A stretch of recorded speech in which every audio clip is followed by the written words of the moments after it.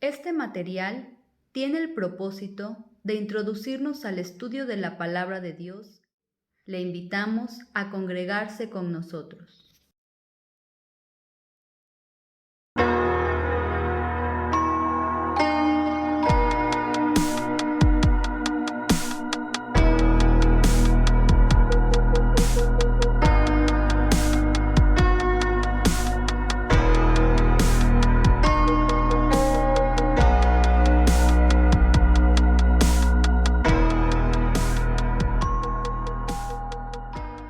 Buenas tardes, hermanos. Seguiremos con las lecciones de nuestro libro de estudio El Camino Nuevo y Vivo, que en este trimestre tiene por título Esta es la verdadera gracia de Dios. Es necesario recordar que la gracia está en contraposición de algún mérito o esfuerzo humano, como lo dice Romanos 4:4. La gracia es nuestra únicamente por medio de la fe. Romanos capítulo 4, versículo 16. Solo por la gracia de Dios es que podemos estar delante de Él, y es por ello que afirmamos lo que dice el apóstol Pedro: estamos en la verdadera gracia de Dios. A lo largo ya de varias lecciones hemos aprendido que estamos en ella por elección de nuestro Dios, con el propósito de conducirnos con temor, ofrecer sacrificios para que vivamos en la justicia, para santificar a Dios el Señor. Y hoy estudiaremos que estamos en ella para gozarnos con gran alegría. Nuestra lectura se encuentra en 1 de Pedro, capítulo 4, versículos del 1 al 19. Le invito a tomar un tiempo para leer este pasaje y continuar aprendiendo y reflexionando juntos.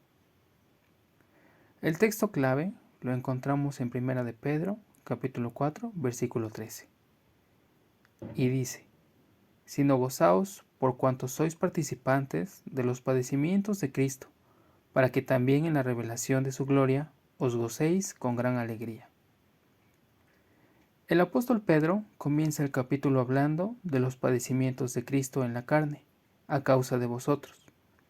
Ejemplo digno de imitar, pues expresa que vosotros debemos tener el mismo pensamiento, pues Cristo, que padeció en la carne, terminó con el pecado.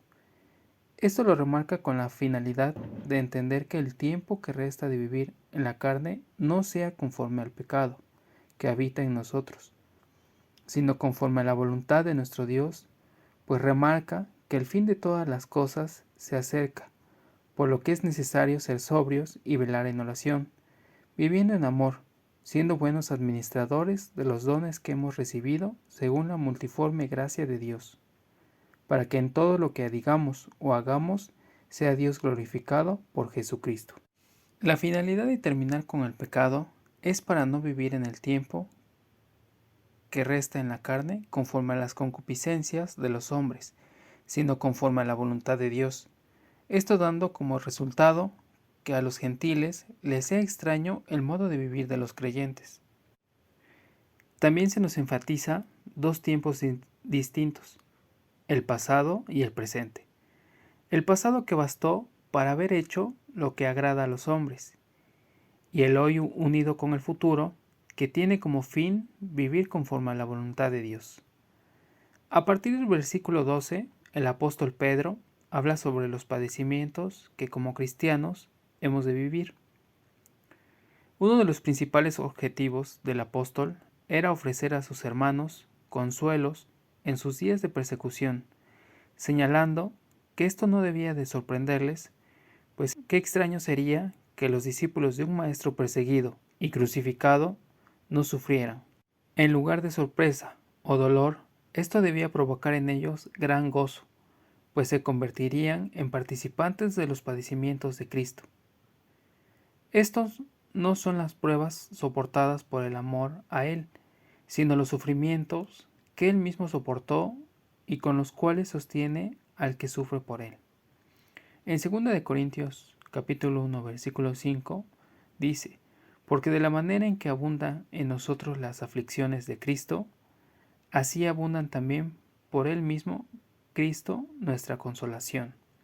Filipenses capítulo 3, 10, a fin de conocerle y el poder de su resurrección y la participación de sus padecimientos, llegando a ser semejantes a Él en su muerte. El apóstol Pablo expresaba su gran gozo por participar en las aflicciones de su Señor, en Colosenses capítulo 1, 24. Ahora me gozo en lo que padezco por vosotros y cumplo en mi carne lo que falta de las aflicciones de Cristo, por su cuerpo, que es la Iglesia. Estas palabras también están dirigidas a nosotros en el presente. Debemos sentirnos gozosos al vivir las pruebas y aflicciones que son un elemento que siempre estará presente en nuestra vida mientras estemos aún en la carne, en este cuerpo y en este mundo. Pero, ¿cómo es que podemos mantenernos en ese gozo?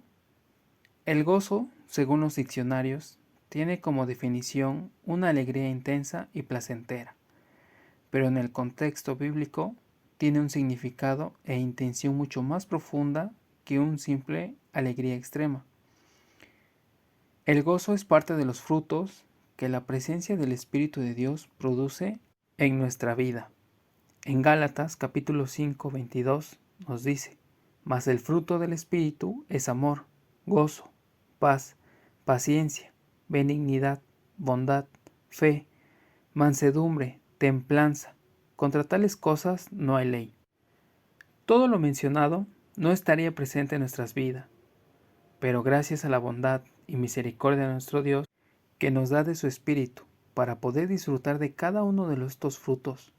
El gozo nos habla de la seguridad que encontramos en nuestro Dios, quien tiene todos los detalles de nuestra vida en control. Es aquella confianza apacible de que finalmente todo va a estar bien, y la decisión de alabarle en todas las cosas. Esto incluye la aflicción y los padecimientos. A medida que los creyentes sufrimos injusticias, debemos gozarnos, como lo hizo nuestro Maestro, un sentimiento totalmente inaceptable para aquellos que no tienen esperanza de recompensa eterna, pero afirmando por el Señor cuando declaró en Mateo capítulo 5, versículos 10 al 12, bienaventurados los que padecen persecución por causa de la justicia, porque de ellos es el reino de los cielos. Bienaventurados sois cuando por mi causa os vituperen y os persigan, y digan toda clase de mal contra vosotros mintiendo.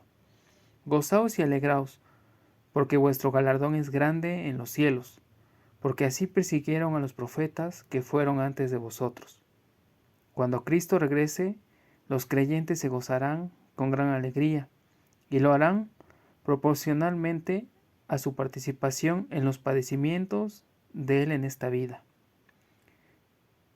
Quienes participarán de estos sufrimientos del Señor también comunicarán su gloria. El padecimiento de sus santos por la justicia los prueba, los refina y los hace que obtengan un excelente y eterno peso de gloria. 2 de Corintios capítulo 4, 17. Para que mientras más grande sea su sufrimiento, mayor sea su esperanza y la riqueza de su gozo. Hermanos, somos invitados a gozarnos plenamente cuando estemos delante de nuestro Señor Jesucristo, recibiendo el galardón. ¿Somos capaces de vivir aquí haciendo su voluntad para ser dignos de ello? Que nuestra respuesta sea sí. Amén.